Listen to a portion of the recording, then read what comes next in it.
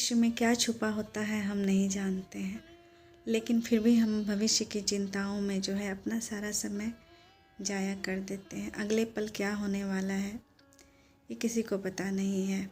आज मैं आप लोगों के लिए एक कहानी लेकर आई हूँ जो पौराणिक कहानी है। एक बार की बात है, यमराज एक देवदूत को धरती पर एक महिला की आत्मा लेने के लिए भेजे।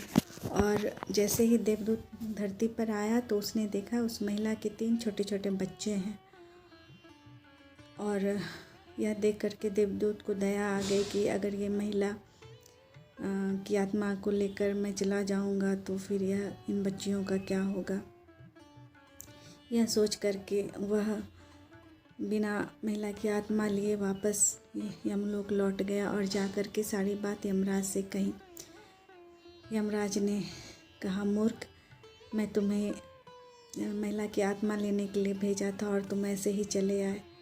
जाओ, मैं तुम्हें श्राप देता हूँ कि तुम धरती पर चले जाओ और जब तक तुम्हें 3 बार अपने आप पर और अपनी मूर्खता पर हंसी नहीं आएगी तब तक तुम वहीं रहो। और फटे हाल गरीब बनाकर यमराज ने उस देवदूत को धरती पर भेज दिया। जैसे ही वह ये देवदूत धरती पर आया कि सामने उसे एक मोची दिखाई दिया जो जूते बना रहा था। और वह उस मोची के पास गया तो मोची को देवदूत को देख करके दया आ गई, क्योंकि उसके शरीर पर कपड़े नहीं थे और वह फटे हाल था। तो मोची ने देवदूत को कपड़े दिलवाए और कपड़े उन पैसों से दिलवाया जो उन्होंने अपने बच्चों के कपड़े खरीदने के लिए रखा था। देवदूत को कपड़े के दिला करके मोची ने कहा कि मैं तुम्हें अपने घर ले जाता हूँ और मेरे घर पे रहना और मेरे साथ काम करना। मेरी पत्नी कुछ भी बोले तो तुम उसकी बातों पर ध्यान मत देना, वो ऐसे ही हल्ला करती रहती है। और वही हुआ। देवदूत जब घर के अंदर गया तो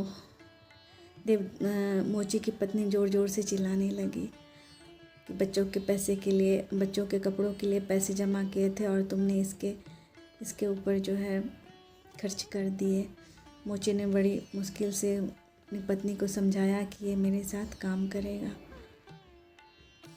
तब जो है देवदूत को अपनी मूर्खता पर पहली बार हंसी आई और उसने सोचा कि अरे मैं तो देवदूत हूँ, इसके घर धन संपदा लेकर आया हूँ और ये मुझे ही भला बुरा कह रही है। फिर वो मोची के साथ रहने लगा। धीरे धीरे जूते बनाने लगा और जूते ऐसे बनाने लगा कि उसके जूतों की मांग पूरे देश में होने लगी। और यह चर्चा धीरे धीरे देश के राजा तक पहुंच गई। तब देश के राजा ने कुछ चमड़े देकर मोची अपने सैनिक को भेजा कि जाओ जूते बनवा लाओ। और सैनिक उसी मोची के पास जूते बनाने के लिए लेकर पहुंचा। और उसने कहा कि देखो, जूते ही बनाना, चप्पल मत बनाना, क्योंकि चप्पल हमारे यहाँ मर जाने के बाद पहना कर भेजते हैं, इसलिए जूते ही बनाना। क्योंकि देवदूत जूते बनाने लगा मगर उस ध्यान कहीं भटक गया और चमड़ा कम होने के कारण उसने चप्पल ही बना दिया। तब सैनिक आए और कहा कि मैंने तो कहा था तुम्हें कि जूते बनाना है, तो फिर तुमने चप्पल क्यों बना दिया। महाराज गुस्सा करेंगे। तभी एक दूसरा सैनिक आया और कहा कि ठहरो, अब जूते मत बनाना, चप्पल बनाना, क्योंकि महाराज की मृत्यु हो चुकी है। तब देवदूत को अपने ऊपर दूसरी बार हंसी आई कि इंसान करता कुछ है और अगले पल कुछ और ही हो जाता है। और इंसान जो है इतनी बड़ी बड़ी योजनाएं और ये बनाकर चलता है। उसके बाद जो है कुछ दिन मोची के साथ रहते हुए उस देवदूत को कुछ और समय हो गया। तब एक दिन एक महिला मोची के पास आई और उसने कहा कि मेरी 3 बच्चियां हैं और तीनों बच्चियों के लिए मुझे जूतियाँ बनवानी हैं, क्योंकि उसकी तीनों की शादी है और मैं यह शादी धूमधाम से कर रही हूँ, तो जूतियाँ अच्छी बनाना। देवदूत को लगा कि ये शायद ये बच्चियाँ वही हैं जिसकी माँ की आत्मा को मैं अपने साथ नहीं ले गया था। तब उस देवदूत ने पूछा कि ये तीनों बच्चियाँ आपकी हैं? तो उसने कहा नहीं, यह बच्चियाँ मेरी नहीं है। एक दिन की बात है, मैं सड़क से गुजर रही थी कि मुझे इन तीनों बच्चियों की माँ दिखाई दी, जो कि मृत अवस्था में थी, और ये तीनों बच्चियाँ रो रही थी।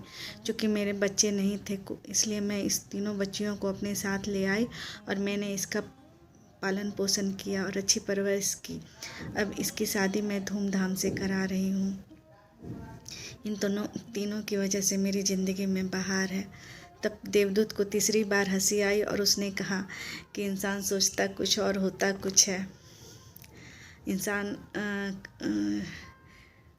अगले पल क्या होगा और क्या किसकी किस्मत कैसी होगी यह कोई नहीं जानता है। कौन राजा होगा और कौन रंक बन जाएगा ये कोई नहीं जानता है। अगर ये बच्चियाँ अपनी माँ के पास रहती तो गरीबी में इनका जीवन बीतता, और आज ये तीनों अमीर घरों में पली बढ़ी और सुखमय जीवन व्यतीत कर रही हैं। ये इन तीनों बच्चियों की किस्मत। और तीसरी बार हंसकर वो अपने ऊपर हंसा और वो फिर जो है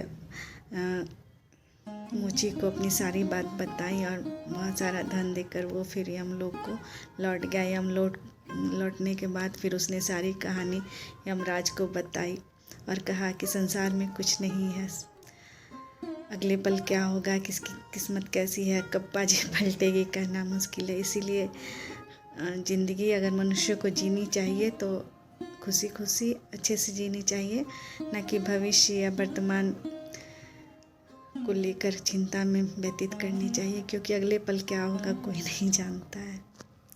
उम्मीद है यह कहानी आप लोगों को अच्छी लगी होगी। अगर अच्छी लगी हो तो लाइक सब्सक्राइब ज़रूर करें।